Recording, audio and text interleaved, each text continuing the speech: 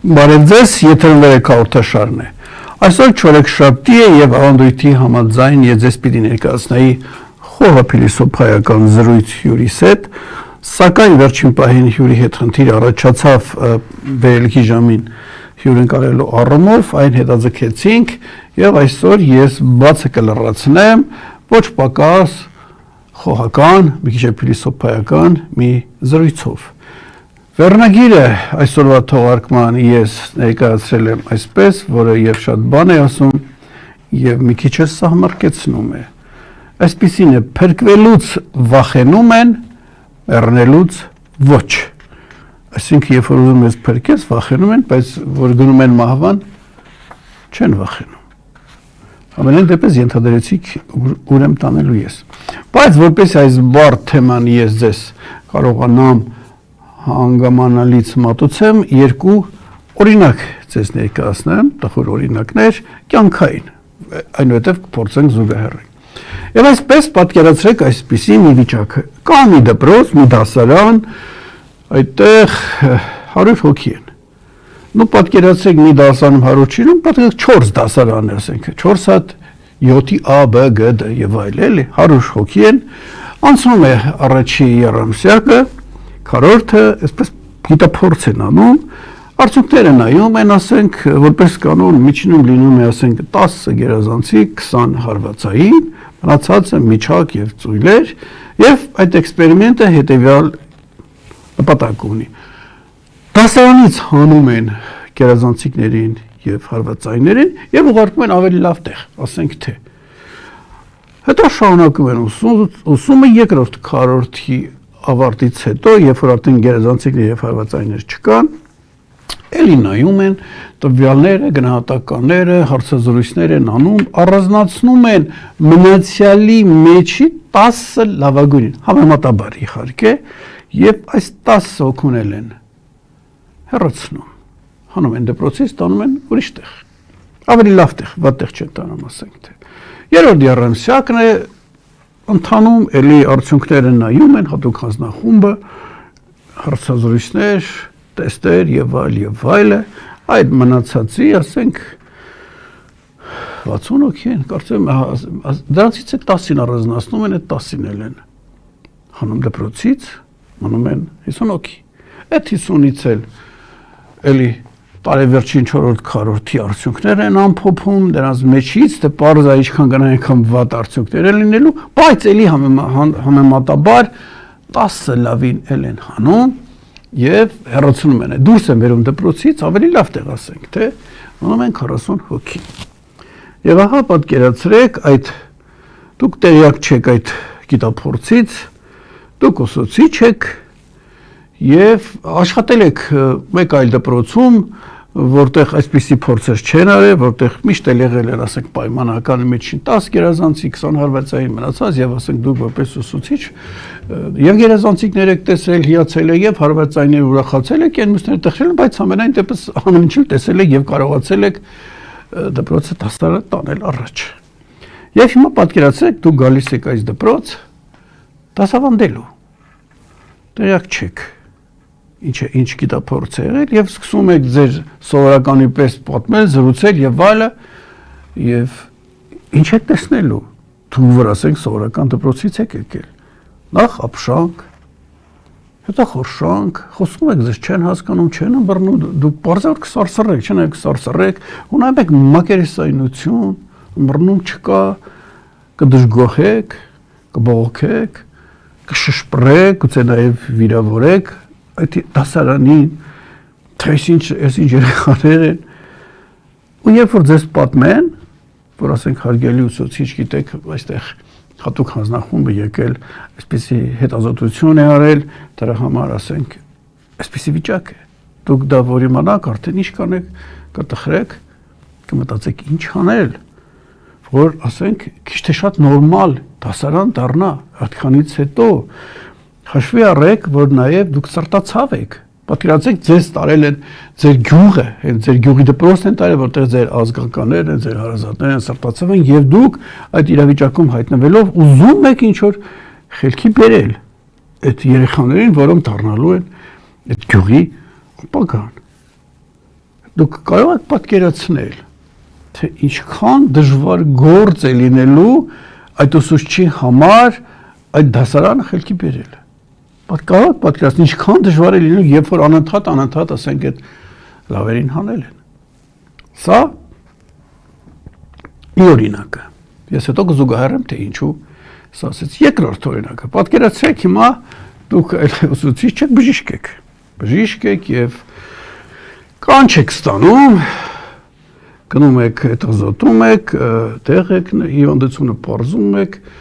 դեղ եք նշանակում, ռեժիմ եք սահմանում, որ այս ամենը եթե ապահովեք, ապա հավանականությունը մեծ է, որ ապակինում տեղի կունենա։ Բավական երկար հետազոտել եք, տարբեր անալիզներ վերցրել, ուսումնասիրել, կարդացել, աշխարհի փորձ, պրոֆեսորներին զանգել եւ այլ եւ պարզել եք ինչ է ըստ ձեր կարծիքով եւ ահա դեղ եւ ռեժիմ եք սահմանում, ակնկալելով, որ դա կընկալեն եւ ապակինում կլինի հիվանդի։ Անցնում եք որոշ ժամանակ եւ գնում եք որպես պատասխանատու բժիշկ, տեսնեք ինչ վիճակ է։ Եվ գնում տեսնում եք լավ չի այդ մարդու վիճակը։ Հարցնում ես, հարազատներն են այնտեղ այս նշանակած դեղերը խմել եք։ Խմել եմ հիվանդը։ Ոչ։ Ինչու՞։ Դե մտածեցին կանցնի, ասենք, պատկերացրեք մոտավորապես այսպիսի մի բան են ասում։ Զարմանում եք եւ ասում եք, գիտեք, քանի որ չեք արել, հիմա մի քիչ ավելի է խորացել, այդ դեղի դոզան պետք է մի քիչ ավելի շատ լինի։ Ռեժիմը մի քիչ ավելի խիստ, այլապես ելքված կլինի։ Ասում եք ու գնում եք մի որոշ ժամանակ, երրորդ անգամ եք գնում, նույն պատկերը։ Տեղը չեն տվել, մտածել են կանցնի, պատկերացրեք, էլ այսպիսի բան, իհարկե աբսուրդի ժանրից է, բայց ես հենց այնպես չէ օրինակը բերում եմ։ Չորրորդ անգամ եք գնում, տեսնում եք հիվանդի վիճակը ծայրահեղ ծանր է, նորից եք ասում, հարգելիներս, այդ դեղը, որ ձեզ ես ներկայացրեցի, ռեժիմը սահմանեցի, արել եք։ Եվ դուք պատկերացրեք, որ հարազատները ձեզ ասեն, ձեզ հանդիմանեն եւ ասեն, չեք հասկանում, ինչ եք անընդհատ դուք կրկնում եք ձեր դեղը, ինչ եք կրկնում, իսկ որքան ժամանակ է։ Աբսուրդ է, չէ՞։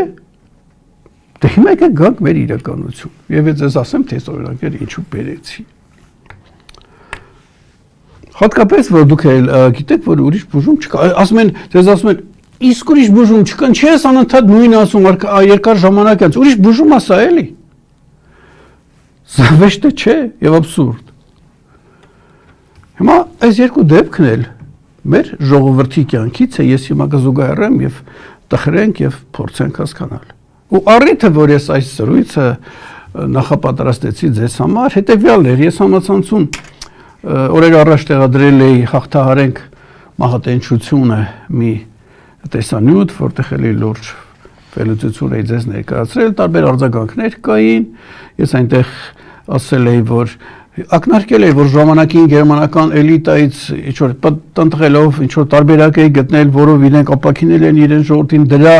հայկականացված տարբերակը ներկայացել եմ, չեն լսել եւ այլ եւ այլ։ Եվ հա արձագանքում են գերմանական էլիտայի փորձին առնչելով, ու այստեղ YouTube-ում է, այնտեղ որպես կանոն անուն ազգանունով չեն ներկայանում, ինչ-որ թվեր տառեր են գրում։ Կարևոր էլ չի, ես որ սա ասում եմ, սա մի անձի տեսակետ չի, սա մոտեցում է հանրային կարծիք, որը ասենք ես դրամ էլ անդրադառնում եմ այդ կարծիքին։ Ինչ է գրում պարոնը։ Երևի պարոն կլիներ։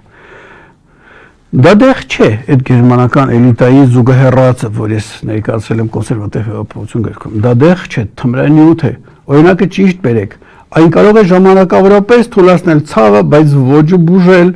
Ես չգիտեմ, թե ինչու եք այդպես համանորեն նույն բանը կրկնում։ Պատին եք դեմ տալիս մարդկանց, թե բա իմ ասած լուծումը պետք է լինի։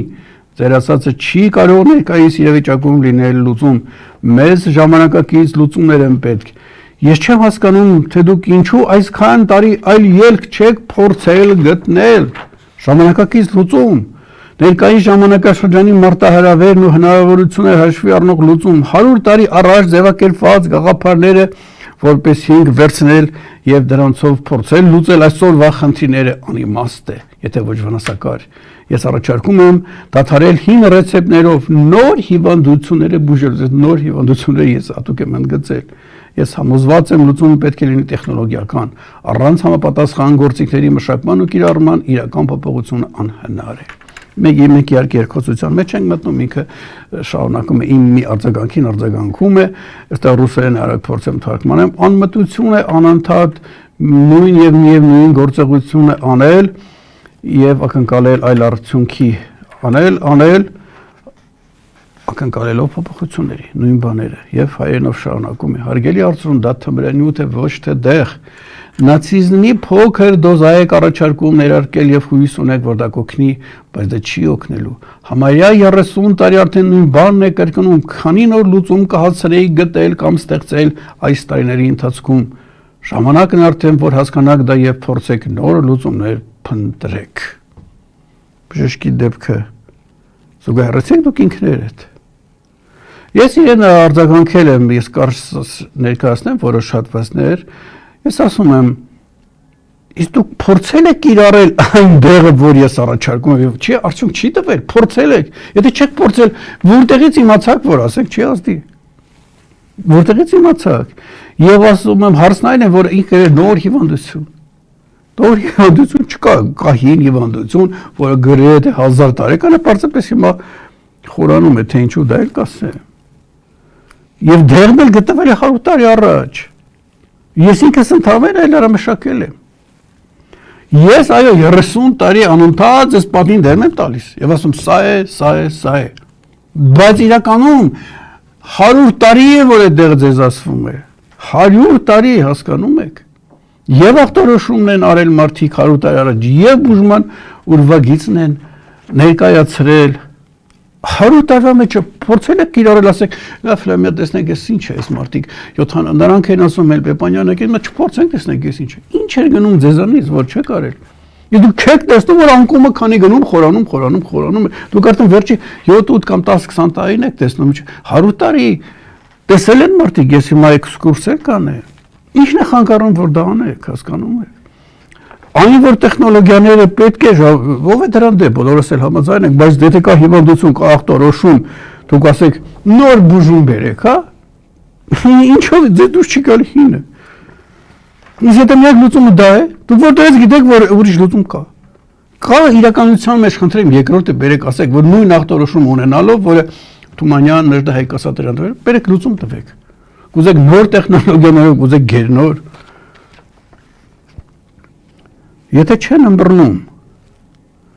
եւ հիվանդությունը խորանում է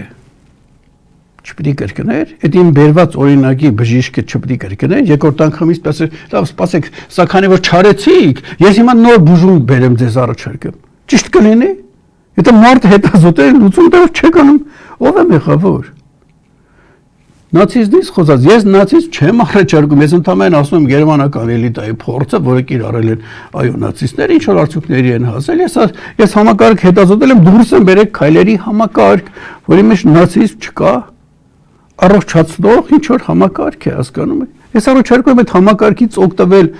բովանդակությունը դնել ուրիշ Նմանապես էլ ես հրեականություն չեմ առաջարկում, այդպեսի մի թողարկում էլ է յարել մարդիկ, «Վա, ինչպես մենք իրենք տեսեք այս»։ Համակարգ ենք իրարել ինչ որ հաջողություն ունեն, այդ համակարգ եկեք հետազոտենք ինչ որ դետալներ կա, գուցե վերցնենք։ Փորձենք իրարել։ Այն դեպքում որ կործանվում է, դուք չեք տեսնում որ կործանվում եք։ Այսինքն մեռնելուց չեք վախենում, հա? Բայց վախենում եք ինչ որ քայլեր արեք, որ գուցե թե փրկվի։ Ես ասեցի գուցե, բայց ես լիավստահ եմ։ Ժամանակին 2007-ին որ հրապարակում էի այդ մենագրությունը, ես այդքան վստահ չէի, բայց հիմա նայում եմ շուրջս, նայում եմ աշխարհի փորձը եւ տեսնում եմ միակն է։ Եթե միակը չի ուրիշ ինչ կա, խնդրեմ, ասեք Թումանյանի ասած այդ ինքնակատարելագործում ինչպես եք տեսնում, այդ նկարագրած ինչպես եք ապակինում, խնդրեմ ասեք։ Անափեր սպասում եմ։ Ու այնպես էլ չի էլի, որ ես ուրիշ բանագործ չունեմ, պիտի գամ, ասեմ։ Ես տեսնում եմ, որ վիճակը սա է, բժշկին ման ասում եմ, չասեմ։ Եվ մի հոգի շատերն էին աջակցել, բայց այս մի հոգու գրառումը ձեզ ներկայացնեմ, Արմեն Մեգա է ներկայացել, դիմում այդ ինձ հետ հակադրվողին։ Այսինքն առաջարկում եք ամբողջ մարդկության դարավոր փորձն ու գիտելիք շպրտել աղբանոց եւ նոր հեծանիվ հնարել։ Այսինքն ինչի՞ չեք ուզում օգտվել ուրիշների փորձերից, հատկապես ձեր շուրջից ադրբեջանցիներին բան արել են։ Պարսկաստանում, Վրաստանում փորձեր արվել են։ Իդեպ շարունակում մեր հիվանդությունը նոր չի, շատ հին է։ Այստեղ հարցը այն է, որ դուք որ հիվանդությունը համարում եք նոր, ես դեպի հարցեմ, եթե հիվանդության անունը կարող եք ասել կամ ախտորոշումը նկարագրեք, ինչ է, երբ է առաջացել։ Ունեք դա, որ հիմա դել ժամանակակից տեխնոլոգիաներով եք ուզում ապակինել, եւ որ չգիտեք ինչ է պիտի բուժեք, ինչպես եք բուժելու։ Հիմա կանք այդ դասարանի օրինակին, հա, դա էլ հենց այնպես չէի բերել։ Հիշում եք, չէ՞, ուսուցչի սահմռկումը եւ ինքը դժվար վիճակում ինչ անի այդ դասարանի հետ։ Թողնես այն չի, քո հարազատներն են բացած իր գյուղ են տարել, ինչ որ բան պիտի անի, որ ինչ որ նորմալ մարդամեջ դուրս գալու ինչ որ բան ստացվի։ Չէ՞ զուգահեռում ես հետ։ Ուրեմն եթե նայում ենք մեր ժողովրդի այսօրը եւ հետ գնանք, ուրեմն մինչեւ 11-րդ դարը մեկ ուրիշ ժողովուրդ ենք եղել։ Այդ իմ ասած դասարանն է եղել առաջի քառորդում եւ 10% գերազանցիկներ կային եւ 20% հարվածայիններ կային, ի նկատի ունեմ իշխաններ, նախարարներ, արքաներ, ազնվականներ, ազատանի, կար այդ տեսակը, որոնց մասին բյուզանդական պատմիչները հենց այդ միջև այդ ժամանակը գրում էին հայերի մասին, քաչ, ազնվական, անվախ, ինչ որտեղ նաև մենք մի փորձիր վիրավորել ինքնասիրությունը իր կամազգի սուրը կհանի եւ եթե ինչ որ մեկին ուզում էին նկարագրել, այս շատ բառեր ասելու փոխարեն քաչ, ազնիվ եւ այլ, ասում են նա կարծես հայ լինի։ Սա եղել տեսակը իրական հայկական, իրական հայ սա եղել, հասկանում եք, այդ դպրոցի առաջ դասարանը։ Բայց մինչև 11-րդ դարն էլ բայց տեղի են ունեցել, գիտեք, պատմություն, պետություն, պատերազմները տանում են առաջնահերթ ազնվականության հատկապես, որ այն ժամանակ ռամիկը կռիվ չէր գնում, ծայրերի դեպքերում որ կգնար, ազնվականի նախարարական տոհմի ներկայացուցիչների գործն էր հայրենիքի համար պաշտպանել եւ ցանկացած առիթի դեպքում փոքրիկ դուրս էին գալիս, ոչ թե հիմիկվա նման։ Ավարյանի ճակատամարտը հիշենք, մի կողմ թողնենք ով ինչպես է վերաբերվում, երկու կողմից էլ հայեր կային եւ որ նայում ես պատմիչները, մի կողմից 1000-ից ավել են, մի կողմեր երևի ազնվականներ, գլխավորապես տոհմերով գրած էր։ Պատկերացնում եք 2000 ազնվական մի անգամից ասենք զոհվի մի օրում, մինչև էլ ասացի պատերազմներ, պասիոնար տեսակը ոչնչանում է, նա պետք է վերականգնվի։ Եթե անընդհատ պատերազմներ ինքը դեֆեկտ կունենա, մորի կայսեր նամակն ենք հիշում, ինչ էր ասում, կռվազան մի ժողովուրդ են, սրանց քանի այստեղ են մենք դադար չունենք գրել էր Պարսիկ թագավորի, մի բան պիտի անենք, որ թուլացնենք եւ ասում էր ես իմ կողմի երկու մասի էր բաժանված Հայաստանը, ես իմ կողմի այդ կռվազաններին ուղարկեմ Դակիային ասում ես միկվա բալկանները, այնտեղ կռվի կհաղթեն, մենք կհաղթենք, կպարտվեն, ոչնչանել մենք կհաղթենք, նույն ասում էր Արշակ էր կարծեմ անունը, Պարսիկների տակ, դու էլ ուղարկիր միկվա Աղբանստանի տարածք Քուշանների երկիր, թող գնան այնտեղ մեռնեն, մենք հանգիստ կլինենք վերջի վերջ։ Այդ տեսակն եղել, հասկանում եք, նպատակային կերպով այդ գերազանցիկներին ու հարվածայիններին հանելը, եթե դպրոցով ասացի լավ տեղ է, այստեղ ոչնչացրել են։ Տեղը պիտի ժամանակ լիներ, դադար լիներ, որ գար, չէ՞։ Բայց էլի պատերազմներ թագավորություն են կորցնում, բայց ուրիշի զորքերում են, ուրիշի ենթակայության տակ Հայաստանը կռվում են, արաբների դեմ պատերազմներում առաջին մի քանիսի այդ գետի անունը չեմ կարող հիշեմ, գուցե սխալվում Յարմուզ եմ հիշում, բայց հնարավոր է դրան ման ինչ-որ մի բան էր 640-ի մոտերը, բավական հայեր են սպանվում ու գլխավոր անուններով էլ շատ կա։ Նախարարը իր երկու որդիների հետ, քեռու հետ, այսպես տոհմային, ազնվականներն էին գնում, հասկանում եք։ Ու այդ տեսակը կամաց պակասում էր։ 650-ականների կողմերը արաբները 2000 նախարարական տնի ներկայացուցիչներ են տանում մեր ու մանուկ ծերունի բոլորին, այսպես հավաքում, ինչ որ առիթներ եղել իմ Թորոզրաշտունի վեպի մեջ կա այդ ամենը։ Դուք պատկերացեք 2000 հանես, ինչ կլինի վիճակը։ մի կես դար հետո 700-ական սկզբներին մի անգամ էլ են ազնվականությանը ոչնչացնում։ Այդ գերեզանցիկներին հարվածանյան թաթ հանում են, հասկանում եք։ Եվ քանի որ ուրիշ ազդեցության տակ է հնարավորություն չունես տեղը լցելու։ Աղետալի վիճակ լինում է 1011-րդ դար, ասենք, թիվը կարելի լավ չի հիշեմ, երբ որ Բագրատունյաց թագավորությունը վերանում է բյուզանդացիները գալիս են եւ ազնվականության այստեղից այսպես ասած կամավոր պարտադիր հեռացնում են, գնում են միջև քրական ծովի ափերը եւ այդ տեսակը պակասում է այստեղ, բայց որտեղ որ արտաքսել են իրենք, քանի որ նախաձեռնող են կազմակերպող են, պետություն են ստեղծում Կիլիկյան Հայաստանը։ Բացի ազնվականությունից ծնվում են գյուղ քաղաք է քաղաք, որ մի քիչ այսպես առնական տեսք ունի, բոլորին սպանում են։ Լրիվ են հանում հարվածտայիններ, գերազանցիկներ, նույնիսկ այն մնացածը երկրորդ, երրորդ, քառորդն են անում, հասկանում եք։ Ու դրանից հետո արտագաղթ մարդիկ հարկադրաբար 100,000-երով հեռանում են երկրից, իսկ գլխավորապես արտագաղթում են կարողունակները, ով կարող է ու չի էլ վախենում գնա ուրիշ երկիր փորձությունների։ Տեսակը աղա խաթարվում, բաղավաղվում է, հասկանում եք, տանում են այն մնացածները, դասարանի 4-րդ ավարտական դասարանը նշած է օրինակի, դա էլ չէր դեռ, երրորդ էր, հետո մոնղոլներն են գալիս, մի քանի 100 տարի իրենք թողնում են միայն անաստապահներին, այն մնացածները իրենց համար վտանգավոր են, հետո թուրքերը, տարեր, Հովսեփ Էմինի գիրքը կարդացեք ու կլացեք իր հետ, թե 1760-70 թվականներին ինչ է տեսնում մարդը, այն հայը, որ Բյուզանդիայում նկարագրված էր, ինչպես հարվածային են գերազանցիկներին հանում են, արդեն ժամանակ արդեն աղետ է, այն նշվածից դասարանի ավարտական փուլը, Վերք Հայաստանին նայեք, Խաչատուր Աբովյանը ինչ է նկարագրում, այդ պարսկական հատվածի մասին, 1850-ականներին մեր մտավորականները փորձում են Եվրոպայից եկած արթնացնել հայությանը եւ տխուր սահմռկելու տխուր պատկեր են ներկայացնում, բակը մնացել էր Պարզեով,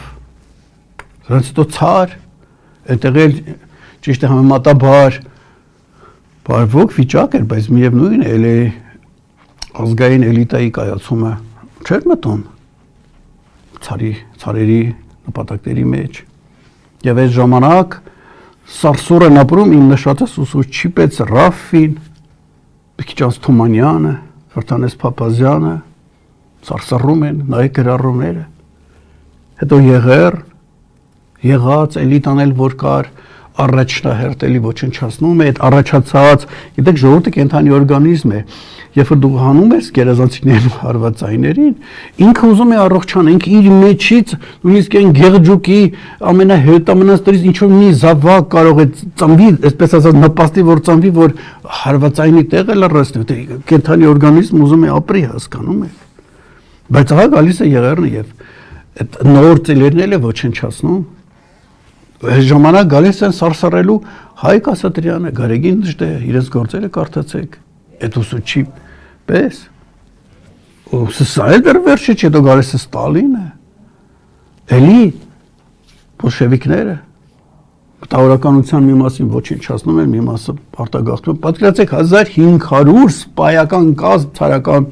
բանակի հայ Հայաստան, որ կռվել էին թուրքերի դեմ եւ այլը, 1500 այդ ընտրյալ տեսակը բարձր միջին պաշտոնյաների ազնվականության այդ քիչ տեսակը մնացած։ Ոտքով քշում են հայ բոլշևիկները Բաքվի ճանապարհներով ոչնչացնում։ Ինչ կա մնար տակը, հասկանում եք։ Ու դրանից հետո էլ 1990 թվականի խառը վիճակներ արտագաղթ, ես ասացի, արտագաղթում են գլխավորապես կարողունակները, ովքեր չեն վախենում օտարության մեջ գնալ, կայանալ եւ այլը, մնում են ովքեր։ Ու հիմա այդ ուսուցչի վիճակը պատկերացնում եք, հիմա պատկերացեք ժողովրդի վիճակը, որ դուք էլ այդ ուսուցիչն եք, դուք տեղյակ եք, դուք հասկանում եք, դուք անհանգիստ եք, ինչպես ուսուցչի համար հարազատ են իր գյուղացիներն են, այստեղ քո ազգակիցներ են եւ դու անհանգիստ ես այն ուսուցչի պես եւ մտածում ես ապակիները պետք ժողովրդին, որը 1000 տարի առնվազն այս վիճակին է, դու արդեն ախտորոշումը գիտես, պարզել ես եւ լուծում ես փորձում առաջարկես, որը առաջարկել էի, ասացի կոնսերվատիվ հեղափոխության գրքի մեջ, բայց հարցերը, որ ես հիմա դա չեմ առաջարկում, Այդ դեղը, որ ասում էր այս է այն է, չէ, ես իմել չեմ առաջարկում։ Գերմանական փորձը, կարդացեք, հետազոտեք։ Ես դա առաջարկում էի մինչև 2018 թվականը։ Որտեղ քիչ թե շատ հույս կար։ Հիմա այդ բժիշկը օրինակ որ ասեցի հիվանդը, բժիշկը որ գնում է, պատկերացեք 5-րդ անգամ գնում է, տեսնում եմ մեկ ուրիշ բժիշկ են հրավիրել, այսքան օրը ես մեր մամուլում մի բան կարդացի, չգիտեմ որքանով էր արժանահավատ, ինչ որ մի հիվանդանոցում մի քանի բժիշկներ կան, այսպես խումբ ունեն, որոնք եթե հիվանդը իրենց չի լսում, նախ սխալ ախտորոշում են տալիս, բարդացնում են ինչ որ ոչ պիտանի վիրահատություններ են անում, որ փող աշխատը, եթե դիմադրում են ինչ որ հարազատները հիվանդին ինչ որ երակի մեջ հատուկ նյութեր են լցում, որ վիճակը վատանա եւ այլն։ Ես չգիտեմ դա ճիշտ է թե չէ, բայց դա որպեսզի զուգահեռ պատկերացրիք չէ, եթե հիվանդին ուզում են վատություն անեն, երակների մեջ ինչ որ նյութեր են լցում։ Հիմա 18 թվականից հետո հայ ժողովրդին այդպես են անում, որ ինքը 1000 տարի կրում էր իր մեջ նշածած ճանապարհվածից, խախտվել էր ներտեսակային համամասնությունը։ 18 թվականից հետո երակների մեջ նպատակային կերպով այդ վատ նյութն է լցում, որ ել ավելի վատանա ու գնա մահամերձության։ Ու դրա համար ես հիմա չեմ առաջարկում եկեք գերմանական փորձը նայեք, որտեվ հիմա արդեն բանը բանից անցած է։ Այս ժամանակ քիչ թե շատ հնարավորություններ կար։ Հիմա եթե էլի զուգահեռեմ, այսօր զուգահեռելով գնացի, պատկերացեք, ես առաջներում առաջարկում էի, որ մեր տունը վերանորոգենք։ Պատերը ճաքած են, ինչ որ կահույքը մի մասը հին է, կաթում է կտուրը, ես գալիս, ես ասում էի, եկեք տունը վերանորոգենք, անհարմար է, այս տան մեջ գնում են, գալիս են մարդիկ եւ այլն, ինչ կասեն։ Այդ մինչև 2018 է։ Հիմա արդեն պատկերացեք այդ տանը հրդեհ է, վառվում է տունը։ Դուք ինչ կանեք այդ դեպքում։ Էլ չեք մտածի ճաքերի մասին, կահույքի հնության մասին, տանիքի մասին։ Դուք մտածեք հարազատներին ձեր մերձավորներին առաջնահերթ դուրս բերել, կարևոր փաստաթղթերը դուրս բերել եւ էլ ինչ որ կարևոր բաներ, որ դուք կկարողանաք մինչեւ հրդեհը դա դարձնի անկարելի ու շատ բաներ, որ գուցե ձեզ համար էլի թանկ են, բայց դուք չեք կարող դուրս բերել, ասենք մեծ իրեր, դուք արդեն հարկադրված համակերպվում եք դրանց կորստի հետ։ Ու հիմա նույն վիճակն է, հասկանում եք, այսօր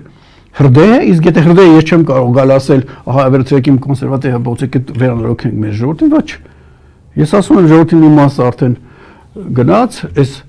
առողջ հատված, այն ինչ որ հնարավոր է փրկելու մեզ հոգի հարազատ է, ես ասում եմ եկեք հիմա դրանց փրկենք։ Փոխել եմ արտավարությունս։ Եվ որ նայում եք մեր իրականությունը, ինչ ունենք։ Պետությունը չկա, տարան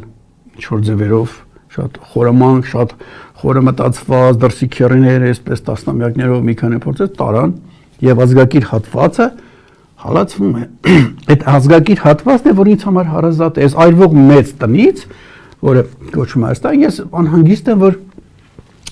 փրկենք ազգակիրները, դա չի նշանակում Հայաստանից վերցնենք տարենք ուրիշ տեղ, բայց կարող դա լինի։ Այս կարակի մեջից ցանենք, ասենք գնանք որոշակի ինքնակազմակերպման, որ չոչնչանանք այս վերացական հրդեհի մեջից, հրդեհից։ Եվ որպես օրինակ, ես որ հասցրել եմ հետևել, թե ովքեր կան, որ եղել են մեր այժմյան վիճակում, ինչ որ լավ տեսակը, որը պետություն չունի ու հալածվում է, ես ասեք, թե ինձ անգամ ուղարկել են օգնել, ես նայել եմ հрьяաների օրինակը 200-300 տարի առաջվա, որ իսկապես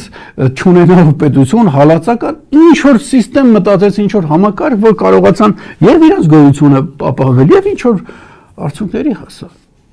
Այդ արդյունքների հասնելու մեխանիզմը այդ վերջնական դա ինձ չի հետաքրքրում, ինձ հետաքրքրում է ինչեր արեցին, որ կարողացան իրենց պահել։ Եվ որ ես ասում եմ եկեք ուսումնասիրենք, չեմ ասում ամբողջությամբ վերցնենք, ինչպես չեմ ասում ամբողջությամբ գերմանական ազգայնական արած եկեք ընդհանրակ։ Ոչ,